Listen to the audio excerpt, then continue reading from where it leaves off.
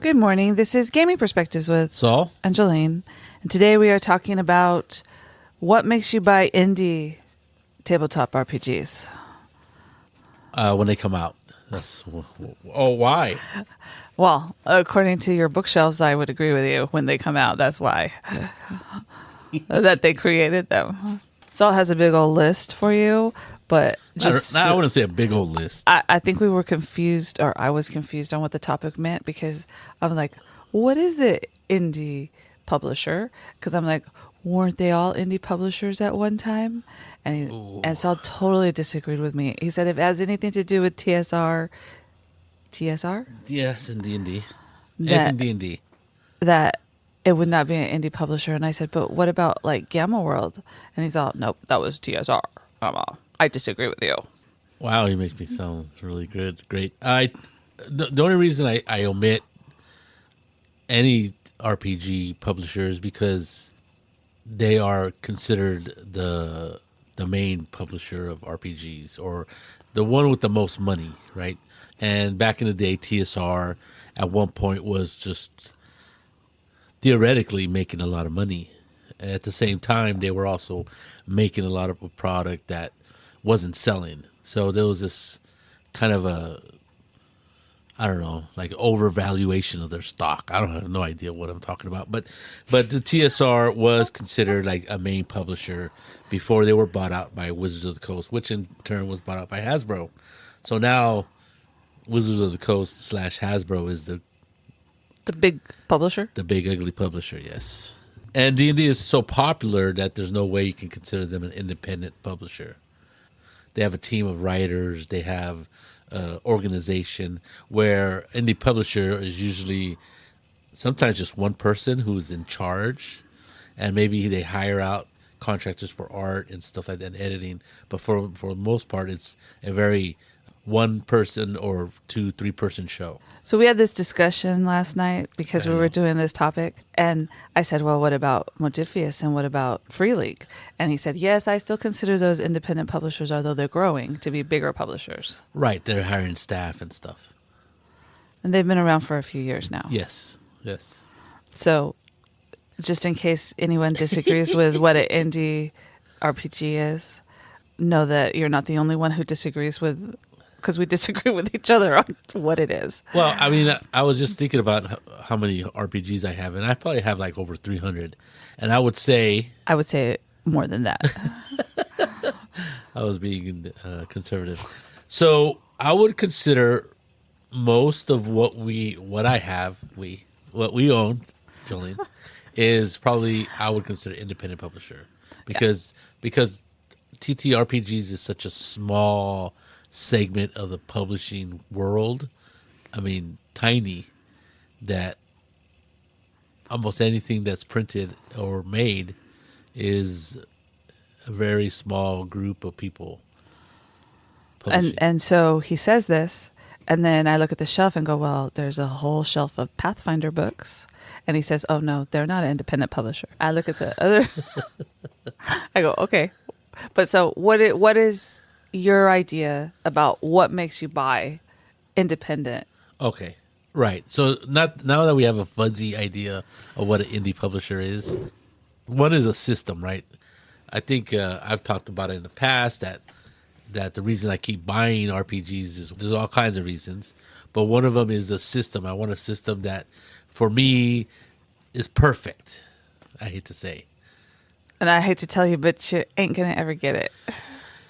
Which is part of the problem of why I have a whole bunch of RPGs in the house. I think what happens is I get this idea, and I've had this idea for a long time, and it's slowly going away as I get older. Kind of funny that way. That I'm not ever going to find an RPG system that I am totally just love it and wouldn't want to homebrew or or house rule this or that. You usually don't homebrew anything. I try not to, right? But I do omit stuff that You I don't do, like. yeah. So that's kind of like homebrewing, I think, if you're omitting certain rules. In fact, I was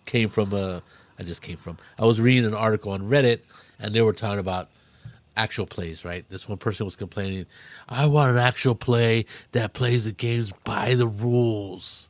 I think a couple of your players would totally agree with that.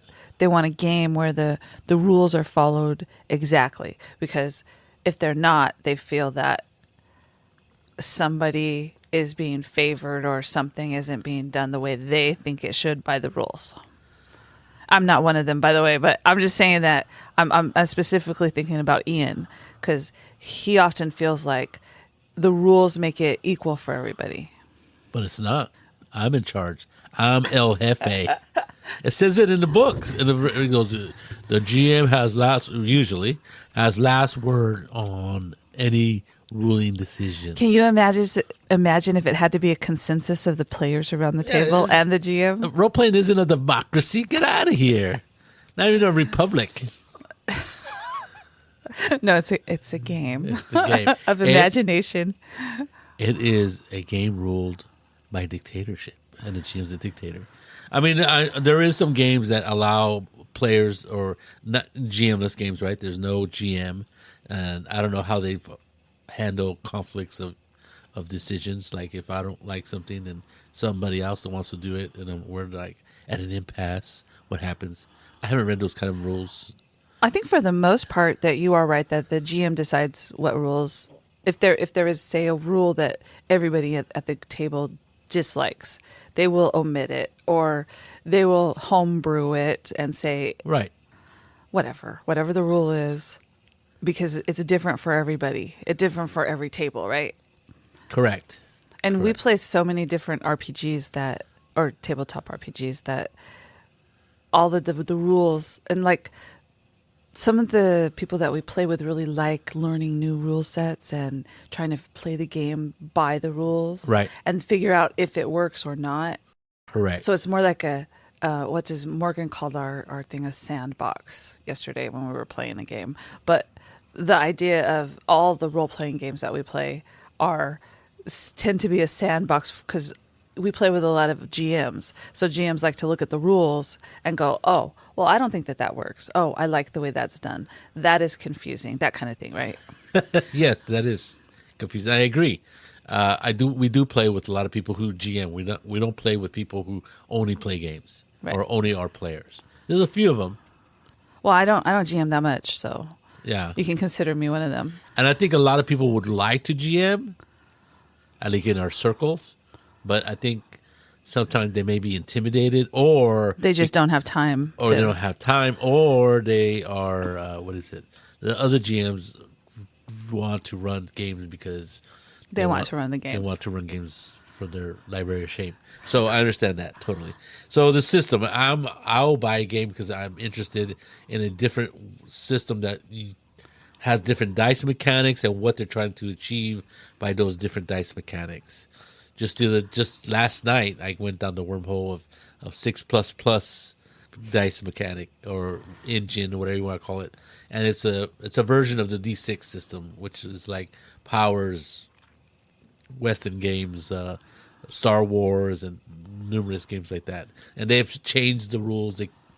I think I bought this game called Carbon Gray, which is a World War One, Forever War type of game, steampunkish thing with superpowers, and it runs on the D6, but they call it the magnetic D6 or something like that system. So obviously, people got that original D6 system, tweaked it a little bit, and made it better by their ideas, and published it and run with those rules. So the 6++ is a variation of just a D6 dice pool system.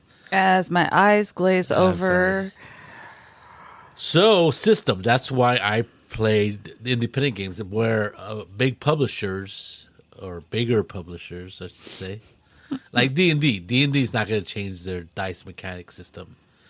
No. They probably won't change how armor class works. It's not going to be. No. It's not going to change. It's No, gonna it be works harder fine to, for them. They Right. don't need to change it. And in fact, it'd probably be upset some of those long term, Wow. long time, like let's say 5th edition, I don't know. There's a whole genre of OSR OSR. people that would disagree with you because they don't like the changes that were made and they want to go back to the original. Correct. But even then, they're not going back to the original. I know, but they are doing indie publishing. No, that's very of indie, yes. all of their stuff that Yes. the way that they think it should be played. Right. I agree. And I think that finding the perfect system that you're always talking about, and you're not always talking about, but you have talked about. We've also talked about this and why people buy just RPGs in general.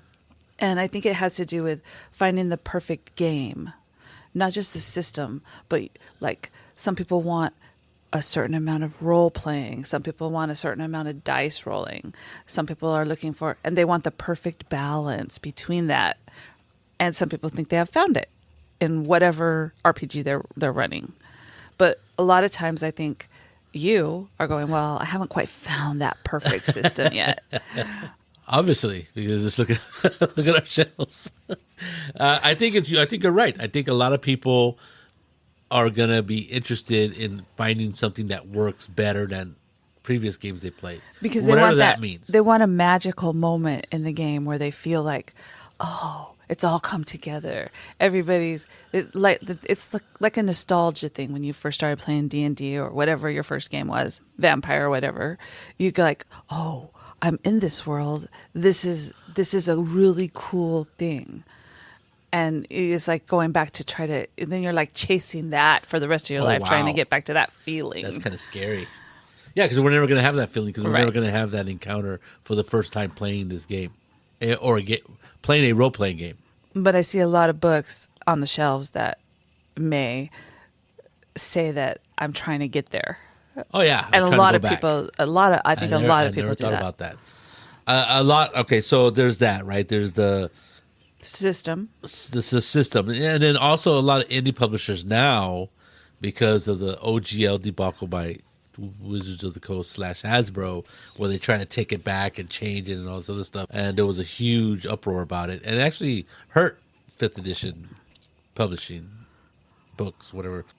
They have actually adopted this idea that I'm going to make a role playing game, right? But I'm going to make it so other people can build off this game, and it's not going to be copywritten in a way that other people can't use my creation in helping them make their own creation, whatever that may be, whether it's an adventure, whether it's supplemental books and stuff like that. So there's a lot of creators now who are publishing games who say, if you're going to use my work, you can. Sometimes there's a fee. Sometimes there's a fee attached to it.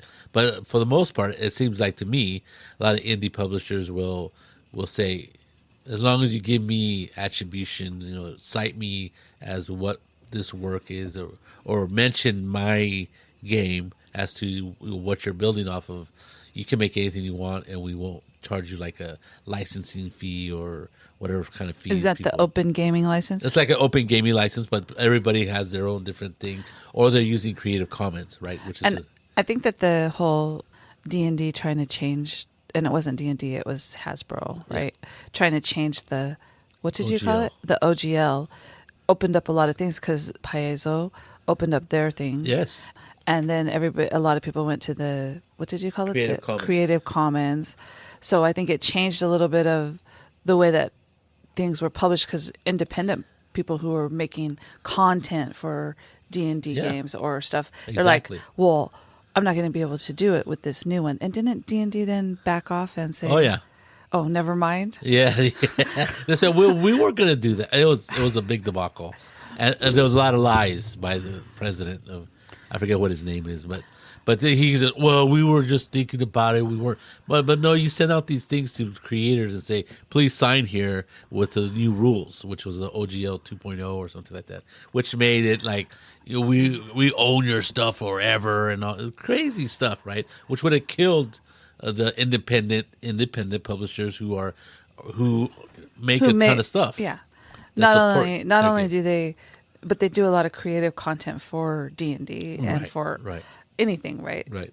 So I think that aspect of the OGL / Creative Commons license, and somebody, I think Paizo came out with ORC, right? Yeah. Open something, yeah. Certificate. Who knows what it was stood for? And other people have too. Like I think, I don't know, somebody who was making a game, Goblin Press or something like that, came up with their own stuff. But I think a lot of people, either they still use the original OGL, which says whatever the OGL says. It basically says just as long as you name my stuff and you use the player's handbook, then you can build stuff off of this game. And there's Creative Commons, which is a little bit more looser and it has a little bit more. It's not in the hands of the creator, company, right? yeah. It's outside the company. So that's what D&D 5th edition went to, is Creative Commons. They went away from the OGL and they're now at Creative Commons. And they did that because of trying to change mistake. it. Yeah. That was a big because they were fiasco. trying to shaft everybody. And it's not a big. I mean, I think of Saul's always saying, "Well, this is a very small part of this hobby is a very small part of blah blah blah." Publishing, yes. And I'm like going, "Well, yeah, but to those of us who play in it, and that's basically what you read and do different kinds of things. And creators, it's big to them." Oh yeah, I mean, some people are trying to make a career out of it. Yeah, and some have, and many don't, right? Because it's not very profitable. I mean, for the most part, it's a labor of love, and which I think I'll talk about later. Another thing is that D&D and other things have specific tropes, right? They have their niche, but maybe your niche, that's not what you want to play. Let's say you want to play either spies in the 1950s. Ooh, right? What the hell is that? What game is that? I'm sure. If you looked at D&D, you looked at Paizo, I don't know if that's how you say it, or any of the big publishing companies, which, again, we're talking about little fish in a huge pond. Big fish in a little big pond. I don't know how it works, but they're not that big anyway, right? Except for maybe Hasbro / Wizard Coast and D&D. But a little company who's somebody who's really into 1950s era, post World War II, was it called the Cold War was starting brewing, and they go, I really like this idea, and they will make a set of rules and publish stuff either through Drive-Thru RPG or put it on Kickstarter, and sometimes it'll fund, sometimes it won't. It all depends on what the break-even thing for them is, right? I'm sure there is some equation equation that if you want to make a 100-page book published and send it to people, there's a break-even threshold that they got to meet to be able to do that, right? So, like, for example, that's what you set your goal at. That's that. I don't know. Maybe they go, well, I don't want to just break even for all my work. I want to make a little money. So there's some formula. That's what I should say. That in a Kickstarter, where if you make this much money and you want to, let's say you're banking on people buying 100 of your books. I know that's slow, but anyway, low. But so I got to make this much money because I got to pay fees for this. You got to pay taxes for that, and then you got to pay not the publisher, the printing people for this, and then these people are going to get the book for set amount, whatever that is, and I'm going to make 25 cents per book or something like that. I love when Saul does accounting. Yes. Yeah, exactly. Because you're an accountant.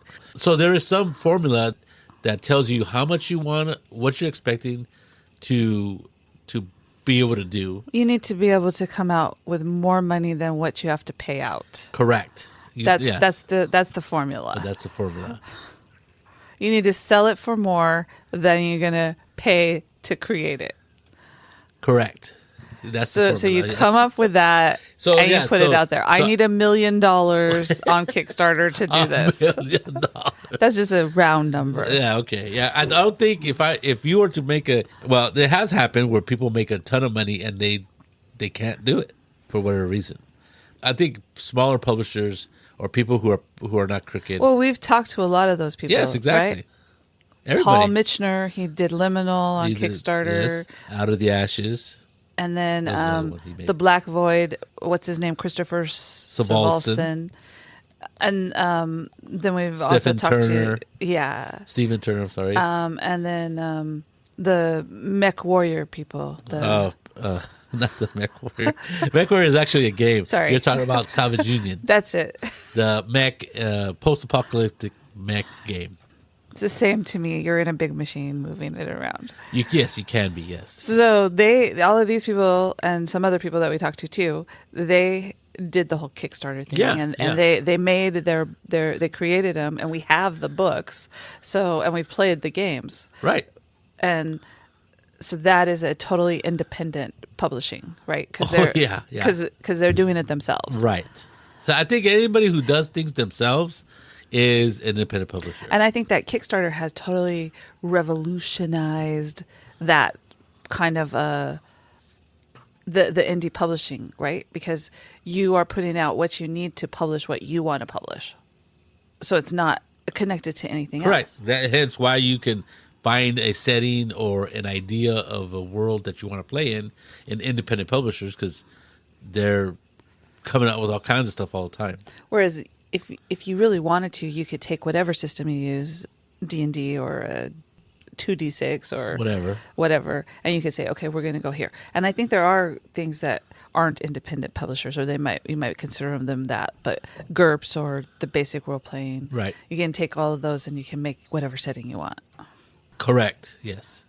But it's easier if it's already set out in a book for you. Yes. Well, you don't have to invent stuff or come up with stuff or create stuff. You like it already done for you. That's why we pay money.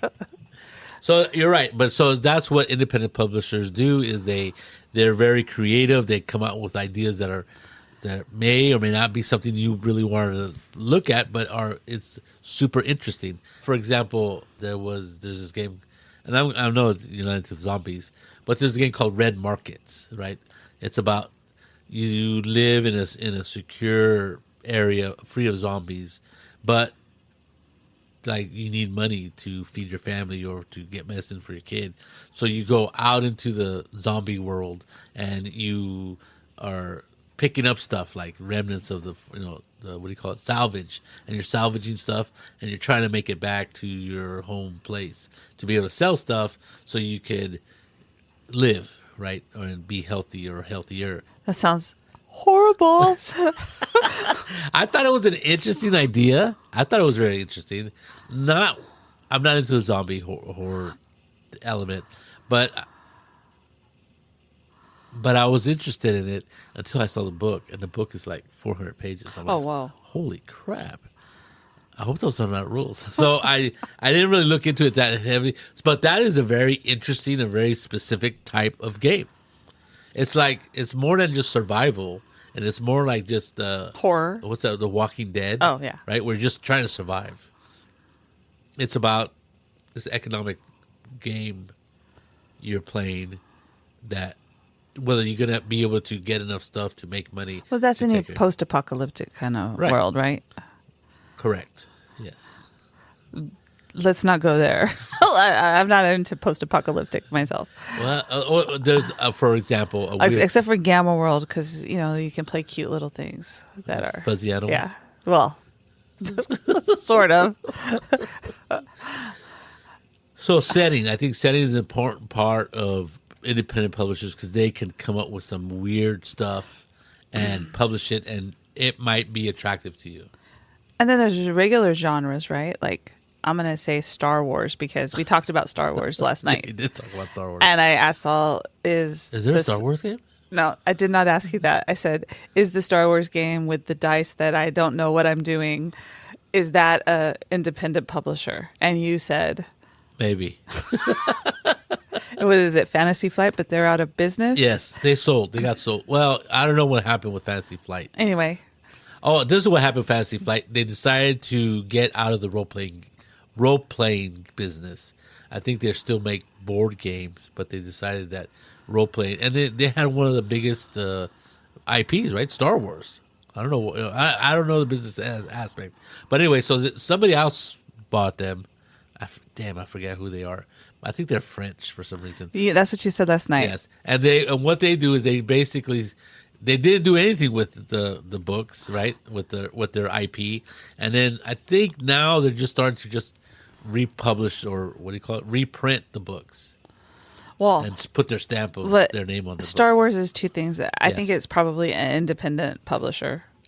Sort Yes, of. Yeah, I mean, I have no idea now. whatever your definition is, but it has an interesting system with funky dice. Yes. That when we do play it, I have to roll the dice and say, did I do good? Which ones are the good dice and which ones are the bad dice? Because there's so many different symbols that I can't remember. Well, according to somebody who article I read, they said it explains so well in the book that you could easily pick it up. I see. Well, good for You're you. right. I sometimes go, well, what cancels what? Because like there's different color dice, right? There's like 2 different colors of D12s, D6s, I don't know. We haven't played it for a D8s. while, but I just remember when we were playing it on Yes. Roll20, every time I rolled the dice, I was like, that's a good symbol. That's a bad symbol. Did I do okay? It Did would I- tell you if you did it good or bad, though, if you succeeded or Yes, not. it would. But I still Yeah. looked at the dice trying to figure it out. I thought it was. Well, I think I've said this many times. I think it was a very interesting system. I was actually on board before I even played it. I bought dice and I bought. I the game. remember. And there was a dice shortage because like they didn't make enough of those dice in the beginning. I was looking at the where you keep the where those dice were. Yeah, and I know they're in a little bag. Yeah, I know. Buy dice. I don't know what you call it. Our area that's full of dice bags. Anyway, yeah, and then playing it was different than I expected. I thought it would be real easy for me, and it's easy for some people. I know some people. Oh yeah, and oh yes. Well- you have a complication, but you succeed, and this and that. And I like the idea of that kind of system where things don't go your way, but something good can happen, or things go your way, but there's A complication. complications and stuff like that. So I thought it was really neat. But on the table for me, it was a little bit clunky. I didn't find it. The only time I've played it is when Bay ran it Online. online. Yeah. And I didn't find it clunky at all. I mean, other than having to ask every time if Did I succeed? what did those dice mean again? And That's I not know clunky. people get tired of me asking that. But Bay made it easy because he would say, you succeeded, but there's a complication. Right. Or you did this, but this happens. Right. And I'm pretty used to that in all the games that we play because a lot of times that is what happens. Yes. Well, interesting that you mentioned West End Games. Fantasy Flight. No. Star Wars is because the first publisher was West End Games. Ah, yes. Which was in the 80s, I'm guessing. And then you was said they went pretty to popular. TSR. Yeah, and then West End Games went out of business, Mm-hmm. which a lot of those publishing companies back then went out of business. West End Games, was a GW, Games Workshop, and other that were making games and publishing board games and stuff, and they just went out of business. It was weird in the 80s and 90s, and so right don't know. around 2000 they came out with D20 Star Wars. Some people hated it and some people loved it, right? Because it was still Star Wars. I got some of those books on my shelf. I really thought I You could can't like see it. me, but I'm rolling my eyes. I really love Star Wars, and for me, I missed out on the whole D6 Star Wars. I don't see how that happened because, I mean, I was around, I was playing. But you were playing space opera. That's true. I wasn't looking at another. You weren't but it looking was at Star Wars. I couldn't want to play Star Wars. Anyway, so it has passed hands from maybe West End Games wasn't a small publisher because it was a company. And by I mean company is there's like a person in charge and he has underlings and all that stuff. It's not a mom and pop store where one single person is making all kinds of decisions and is the accountant, is the art guy, art director. He's also the whatever editor, blah blah blah. So and then it passed to Wizards of the Coast, which is definitely not an independent publisher. And then it went to Fantasy Flight, which is a smaller company, but probably not independent. And then I don't know who owns it now.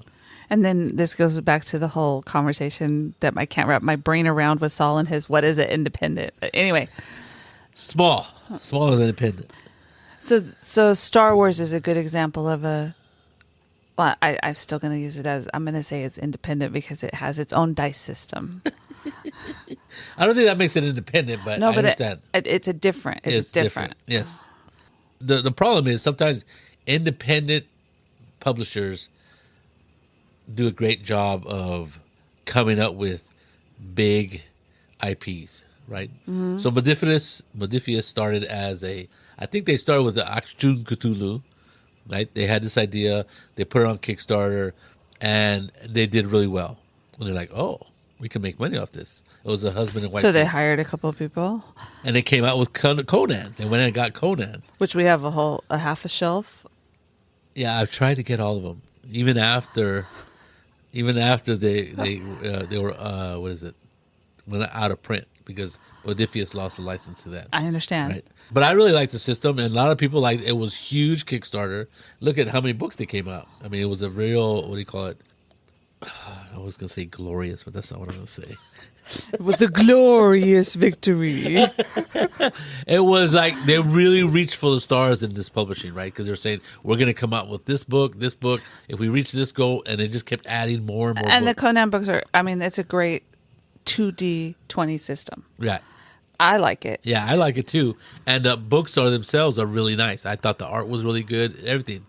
Top-notch And job. a lot of people don't like it because they say it's too crunchy. But whatever. Because that's just the way it is. Right. So they went on and did Conan. And then they did Star Trek. Star Trek, right. Your beloved Star Trek. And then they go to make this game called Dreams and Machines. I don't know that one. Exactly. And so it's so they're independent publisher, slightly growing, because I think what happened is they were a husband and wife team, and they've kept having to hire people to make more and more games. That's what happens when you... Right. And so I don't know how big their company is, maybe 10 employees or whatever. But maybe it's bigger now. Saul doesn't know. I don't know. But at one point, it's not going to be an independent publisher because I think it'd just be too big. I don't know what that number is. If it's 100 employees, 200 employees, I don't know. But there we are. But hence the reason we can't define it. Another independent publisher is like Free League. But look how much money Free League makes off their games or off their Kickstarters. And they put out what most people say are some of the best games out there. Published. Yes, we had to have that. This was part of our conversation last night. I go, Modiphius and Free League, do you consider them an independent publisher? Yeah, I think they're both on the verge of not being independent publishers because they do what they do so well that I think they make a lot of money off the Kickstarters but at the same time, they put out books that are expensive to make because they look so nice and they're filled with art and stuff like that. And they're genre specific and not genre. I mean, exactly. Like Tales from the Loop, and then there's Tales from the Loop it's Tales from the Loop, and then you have Aliens, right? Right. So and Blade Runner, yeah. Those are Free League, by the way, just in case. Free League, yes. So I don't know what you'd call them. But I pick up those because I was interested in the setting. And you like the system, the dice pool system and the D20 system. I mean, 2 D20 system. Correct. Woo! We're what do you call it? Simpatico? Exactly. That's not what it means, but that's what you say. That's what I say. And another reason I consider independent publishers who are making games because they love it, right? They came up with some idea. They really liked it. And I call them passion projects because they were passionate about their own, whatever they created, and they wanted to share it with the world. And maybe not necessarily make a ton of money, but they wanted to be able to print the books, like you said, and make a little money or not lose money, right? And for me, like number one person on this list, and there's other people on this list, is Chris of Alston, right? He made the Black Void. Right. And he had this idea like 20 years before he even thought about publishing. It was his homebrew game system, setting and system that he ran with his friends. And he finally published it. Right? He goes, well, I want to publish it. So he did the Kickstarter thing, right? And I don't know we've talked to him, right? And he talked about the Kickstarter He process. talked about the Yeah. Kickstarter. So if you want to listen to that, we have an interview with him. I think we have two actually. But anyway, he just went out and did it. He researched how to have a successful Kickstarter, and he did all the things that you're supposed to do. In fact, Kickstarter came out with their own like guide of how to have a successful Kickstarter, because it's this process. It's not like I have a great idea, I'm going to go on Kickstarter, and there's this whole. I think that's a good thing, because creative people may not be accounting people, right? Exactly. And you need a mesh of that to make things work. Right. And if you don't know accounting or whatever is If you can't look at it and go, well, the publisher's going to charge me this much, or the printer's going to charge me this much, and I need to ship them for this much, and I need to pay these people whatever I need to pay them for the art and stuff, and you can't figure out how much it's going to cost you. If you put the wrong number on there, then you're going to lose money. Oh yeah. And either you're going to lose money or you're not going to do it. It used to be like people would include shipping in their in the cost of the Kickstarter, right? Probably not a good idea. Right. And then unless you ink it in, like $30 per book to ship it. Well, no, they would say that. They would say, well, we're going to charge you for shipping, and shipping will be $10, right? Anywhere in the world, or whatever it was. I would say we're going to charge you for shipping, depending on what the crazy people in politics are making shipping costs these days. Well, the first was a pandemic, right? So that really messed things up. And two was the destabilization of the world economy. And so that causes shipping and price. And some people have gone broke over it, because they're like, like I remember, I forget which Kickstarter it was, but the shipping was almost as much as the book. And people were going, that's crazy. And then the guy's going, I can't help it. That's what it is. And then people go, just give the book away, or keep the book, or whatever. They were upset, and I can understand that. But I think shipping is just part of the price you pay to get what you want. So what happens is that now, and this happened with board games too. People would do that thing with board games, but they have learned. Anybody who's even researched Kickstarter a little bit is that the what you pay, or what you it's not a bid, what's it called, what you pledge to pay and what level, it does not include shipping, and they won't charge you shipping until they get close to fulfilling their shipping obligations and stuff like that. So that's when they'll still charge you for shipping, and that's when the shipping shock will hit you, right? So that does happen, and I think well, if you think about it, books are heavy, and so are board games. Yes. So the shipping is going to be more expensive then, unless you get like DHL for $44 going from oh my god, England. Can you imagine? Is $44 a lot for shipping internationally? I don't think so. If you're buying a $40 book, $50 book, $60 book, that's more than half the price of the book. Yeah, I guess if you're independently wealthy, Jolene, it could be less. But us gamers tend to be cheapos, and even though we like the idea, we don't like the idea of paying for shipping. Maybe you should be realistic about the shipping charges. Just send me the PDF, please. Yes, I think, and so that does happen. But I think passion projects for me, when I see something that's made by like just a small team of people, or even a single person who's like this, I'm more likely to kickstart something that's struggling to meet its goal than something that's way over its goal. So, for example, there's some game out there, 5th edition science fiction game, that's made millions of dollars, right? I'm not going to kickstart that thing, because I know at one point, if I'm really interested in it, you can get it on eBay. I can get it on eBay, or I can go to a local hobby store, game store, and it'll be there. Or right? you can go to a flea market at the local hobby store, 10 years, and it'll be not even 10 years. Sometimes you're so pessimistic, Jolene. Okay, the new shiny. You mentioned this last time, or last night, I should say, and I am very susceptible to this new shiny. If he was a fish, he would be dead quickly. He'd see that little lure there, and that'd be it. Yeah, and I don't have a specific genre that I like or that catches my eye, but usually it's kind of like, it's like books in a bookstore, right? If I see a book cover that I like or catches my eye, I'll grab it and look at it.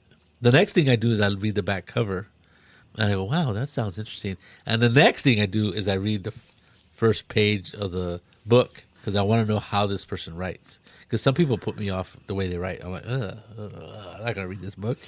Well, other people catch my attention, and that is, I don't know if it's my, who knows what that is.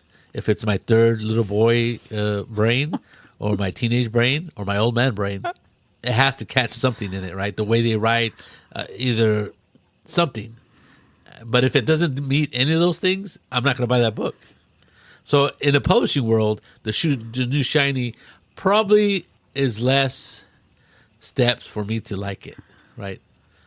I just, wow, that looks like an interesting idea. I don't have to really, I go, oh, the art, Though some books are beautiful and the art is fantastic. But you know what I mean? If they catch me with the hook of whatever that is, whether it's the art, whether it's the name of the book, or whether the setting that they're talking about, or a system, then I'm like, oh, that might work. You're banned from Kickstarter. I haven't kickstarted a RPG in a long time. That doesn't mean he hasn't kickstarted other things. I can tell by the way he said it. By the qualifiers.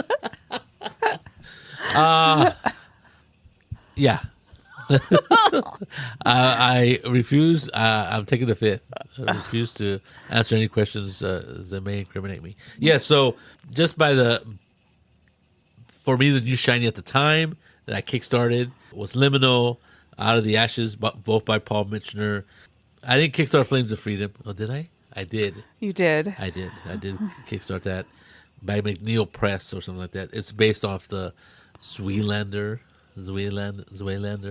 I know I'm butchering it, but it's fine. I'm a Mexican and not German, so I can't say those words. Chivalry and Sorcery. I don't know if I kickstarted that. I think you did. I don't think I did. Beowulf by John Hodgson. That's a based on 5th edition rules. Single player, single GM.